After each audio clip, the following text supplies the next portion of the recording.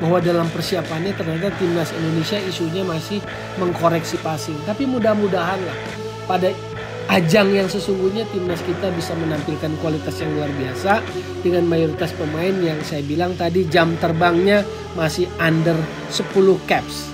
Lalu juga secara rataan usia yang termuda kedua setelah Malaysia dengan 23,7 tahun. Oke, balik lagi di Gocek Bung Toel. Kali ini kita akan bahas Piala AFF. Piala AFF 2020 yang baru saja dibuka, baru saja bergulir. Pertandingannya baru grup sebelah. Indonesia belum main grup Indonesia. Kita akan menantikan kiprah timnas Indonesia. Dan kali ini saya mau cerita saja dulu semacam pengantar, semacam background, semacam gambaran supaya kita bisa membaca situasi atau kondisi Piala AFF 2020 itu dan kaitannya dengan timnas Indonesia. Saya belum akan analisis kekuatan ataupun prediksi peluang Indonesia karena Indonesia sendiri belum main di babak penyisihan grup, jadi kita ikuti saja dulu. Namun saya akan memberikan sebuah pengantar gambaran. Misalnya Piala AFF yang sudah dimulai sejak tahun 96 itu memasuki edisi ke-13 pada tahun ini. Harusnya 2020 diselenggarakan karena pandemi Covid mundur ke 2021 dan berlangsung pada bulan Desember hingga nanti tahun baru. Nah, di edisi ke-13 ini berarti sudah ada 12 kali penyelenggaraan. Thailand adalah yang paling digdaya, paling mendominasi dengan mengoleksi 5 kali juara. Diikuti Singapura 4 kali.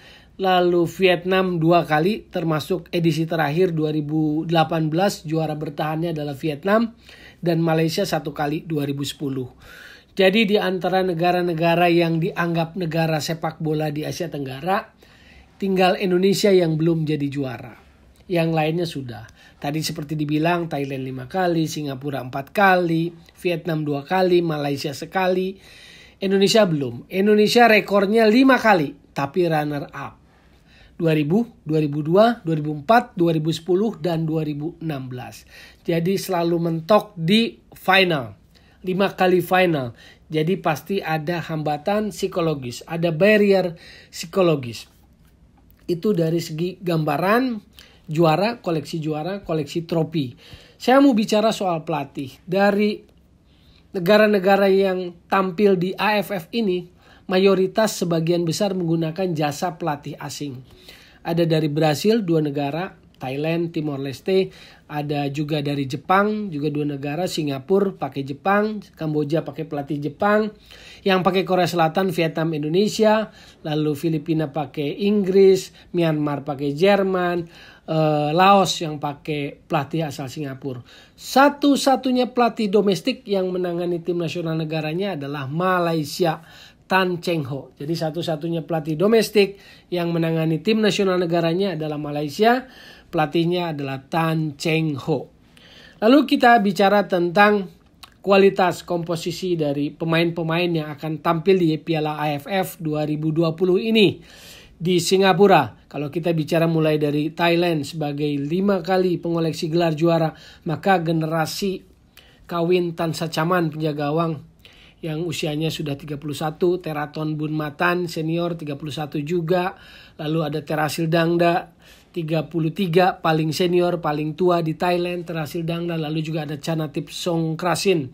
Itu masih ada Sarah Yoyen, ada Adisa Kraison, dan juga beberapa titipan Puang Chan juga masih ada. Jadi generasi itu masih ada di tim nasional Thailand meski di pertandingan pertama kemarin lawan Timor Leste, Teraton Bunmatan dan Chanatip Songkrasin belum terlihat dimainkan, termasuk juga Kawin Tan Sachaman.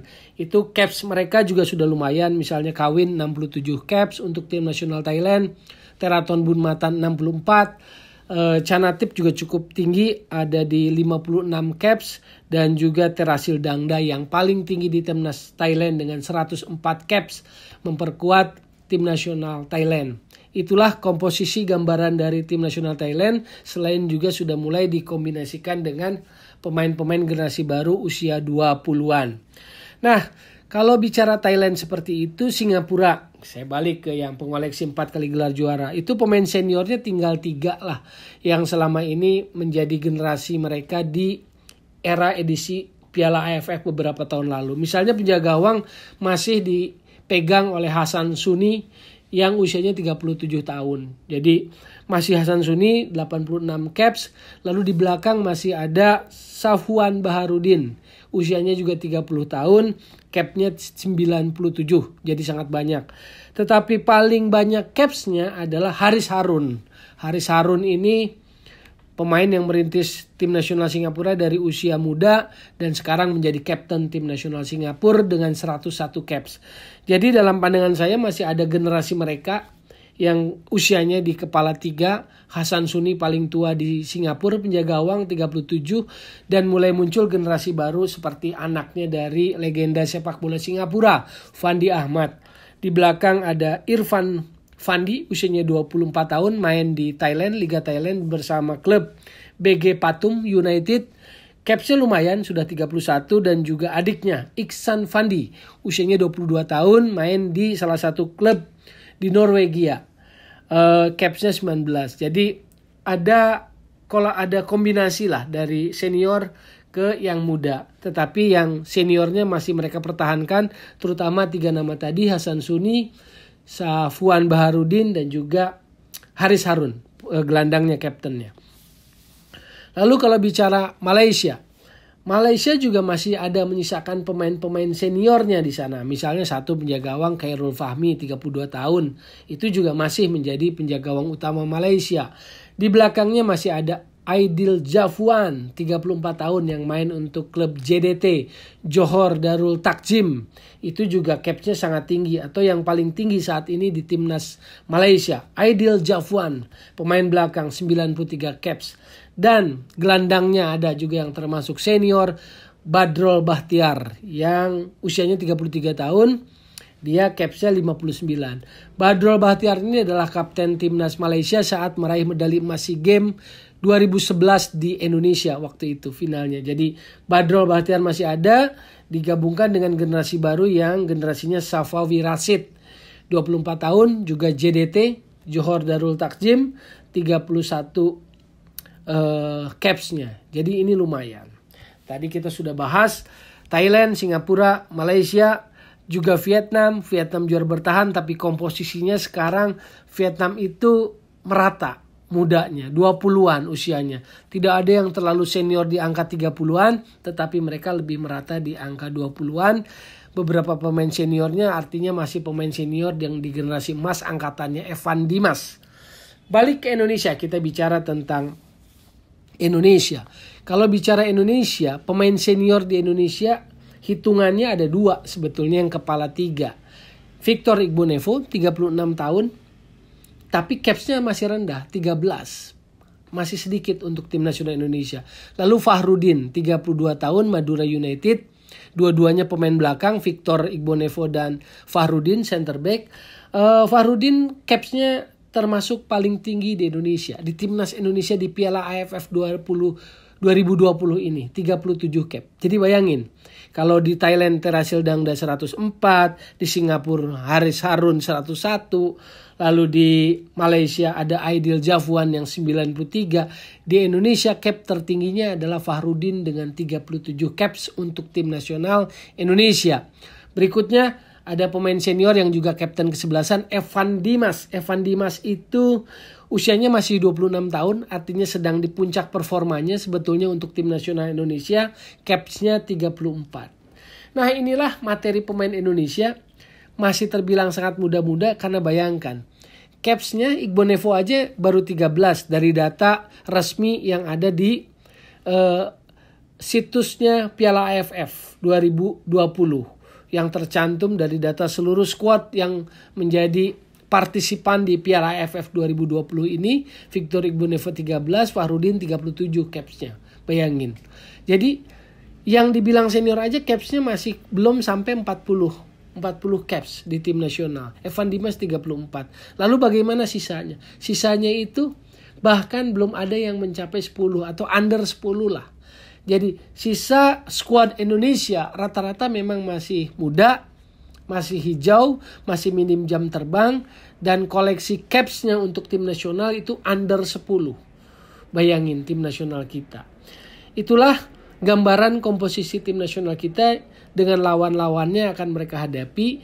Jadi kalau bicara tentang rataan usia, memang dari kelompok tadi 4 tim yang pernah juara, Thailand itu yang paling tua rataan usianya 27,1. 27,1 tahun itu rataan usia dari timnas Thailand. Lalu Singapura 25,4. Singapura. Vietnam 24,9, Malaysia 23,4, Indonesia 23,7. Jadi kalau bicara rataan usia tim nasional yang paling muda di Piala AFF 2020 ini adalah Malaysia dengan 23,4 tahun. Sementara Indonesia menempati tim termuda kedua, rataan usianya dengan 23,7. Jadi itulah gambaran peta AFF 2020 saat ini, dan kita tentu selalu berharap Indonesia juara. Dan kalau bicara ke Indonesia lagi lebih tajam, komposisi pemainnya paling menyumbangkan kontribusi paling banyak adalah Persebaya Surabaya dengan 4 pemain, yaitu Hernando Ari, penjaga gawang, Rizky Ridho, center back, Rahmat Irianto juga pemain belakang, dan juga Ricky Kambuaya. Jadi meski ada batasan 2 pemain, ternyata ada sedikit kekecualian. Persebaya menyumbangkan 4 pemain seperti yang saya sebut tadi. Bali United menyumbangkan 3 pemain. Bali ada Nadeo Argawinata penjaga gawang, ada Kadek Agung, ada Yabes Roni. Nah sisanya ada yang 2, ada yang 1, ada yang 2, ada yang 1. Jadi kalau bicara komposisi timnas Indonesia seperti semboyan Garuda Pancasila itu Bhinneka Tunggal Ika. Klubnya banyak karena ada pembatasan 2 klub. Jadi rata-rata klub hanya mewakilkan 1 atau 2 pemainnya, kecuali Persebaya 4 dan Bali United 3. Bisa dibandingkan misalnya dengan Singapura. Singapura yang sangat mengandalkan klub Lion City Sailor yang menyumbangkan 14 pemain ke timnas Singapura. Lalu juga di Vietnam, klub dari Hanoi itu 9 pemain. Jadi mayoritas pemain timnas Vietnam itu dari klub Hanoi, 9 pemain. Dan kalau kita bicara Filipina, juga ada klub ADT, Azkal Development Team, yang menyumbangkan 9 pemain. Lalu jangan lupa juga di Thailand, salah satu klub besar Thailand, BG Pathum, itu menyumbangkan 6 pemain. Jadi lihat bagaimana komposisi, bagaimana gambaran timnas masing-masing negara yang menjadi kontestan, yang menjadi penantang. Indonesia sendiri belum jadi juara, jadi Indonesia dalam posisi selalu kontender. Kita tentu berharap baik, walaupun kadang kalau lihat persiapannya, bukan soal di Turkinya persiapannya, karena kita juga bingung kenapa di Turki gitu loh persoalannya. Tapi isu yang mengiringinya, misalnya latihan passing, masih mengkoreksi passing dan sebagainya. Itulah yang membuat sebetulnya harapan itu agak sedikit menjadi berkurang, karena itu tadi bahwa dalam persiapannya ternyata timnas Indonesia isunya masih mengkoreksi passing. Tapi mudah-mudahan lah pada ajang yang sesungguhnya timnas kita bisa menampilkan kualitas yang luar biasa dengan mayoritas pemain yang saya bilang tadi jam terbangnya masih under 10 caps. Lalu juga secara rataan usia yang termuda kedua setelah Malaysia dengan 23,7 tahun. Itulah yang mau saya berikan gambaran tentang Piala AFF. Sekali lagi belum sampai kepada prediksi, analisis peluang dan kemungkinan-kemungkinan yang terjadi. Ini sebagai pengantar, sebagai pembuka untuk kita menikmati gelaran event paling akbar di sepak bola Asia Tenggara, Piala AFF 2020. Sekali lagi, jadi solusi bukan polusi sepak bola, dan tetap digocek Bung Toel.